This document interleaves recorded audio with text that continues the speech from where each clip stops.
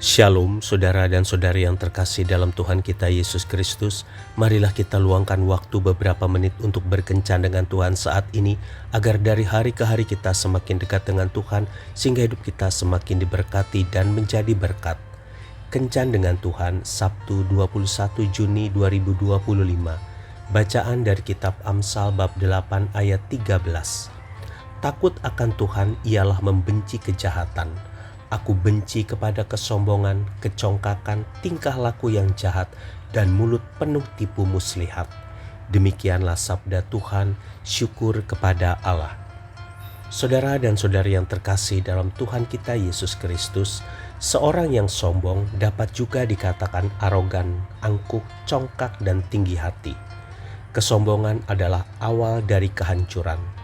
Tak ada orang yang sombong bisa berdiri dengan kuat dan tetap bertahan. Manusia yang sombong akan direndahkan dan orang yang angkuh akan ditundukkan. Ada orang saat merasa kaya harta, bangga dengan apa yang mereka miliki dan akhirnya menjadi sombong. Ada yang saat mereka kaya ilmu pengetahuan, sulit berbagi dengan yang lain karena takut akan tersaingi, dan akhirnya mereka sombong karena merasa paling pintar.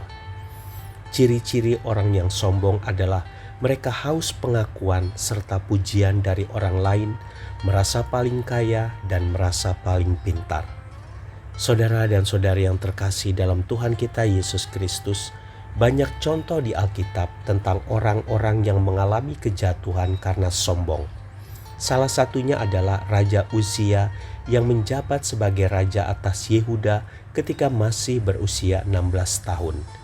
Ia menjadi raja menggantikan ayahnya yang bernama Raja Amazia. Ia melakukan apa yang benar di mata Tuhan, tepat seperti apa yang dilakukan ayahnya. Karena kesetiaan kepada Tuhan, maka kemenangan demi kemenangan pun ia peroleh sampai menjadi kuat. Karena memiliki hati yang takut akan Tuhan, maka Tuhan pun membuatnya berhasil melakukan apa yang ia inginkan. Ia benar-benar berada di puncak kesuksesan. Namun sayang, ia berubah menjadi sombong. Alkitab mencatat, setelah ia menjadi kuat, ia menjadi tinggi hati sehingga ia melakukan hal yang merusak. Ia berubah setia kepada Tuhan Allahnya dan memasuki bait Tuhan untuk membakar ukupan di atas mezbah pembakaran ukupan. Yang Uzia lakukan adalah tugas yang hanya boleh dilakukan oleh para imam. Akibat tindakannya timbullah kusta pada dahinya dan ia dikucilkan di rumah pengasingan sampai mati. Saudara dan saudari yang terkasih dalam Tuhan kita Yesus Kristus, apakah kita pantas berlaku sombong? Bukankah di dalam diri kita ada banyak kelemahan dan kekurangan, dan kita juga tidak luput dari kesalahan? Jika di satu sisi kita memiliki kelebihan, di sisi lain kita pasti memiliki kelemahan dan kekurangan yang harus diperbaiki. Jadi kenapa kita sombong dengan apa yang kita miliki sekarang ini? Bukankah apa yang kita miliki tersebut adalah pemberian Tuhan saja dan hanya bersifat sementara? Tidak ada hal yang pantas kita sombongkan di dunia ini. Jika kita takut akan Tuhan, maka kita akan membenci kejahatan. Salah satunya adalah kesombongan, karena Tuhan sangat membenci kesombongan.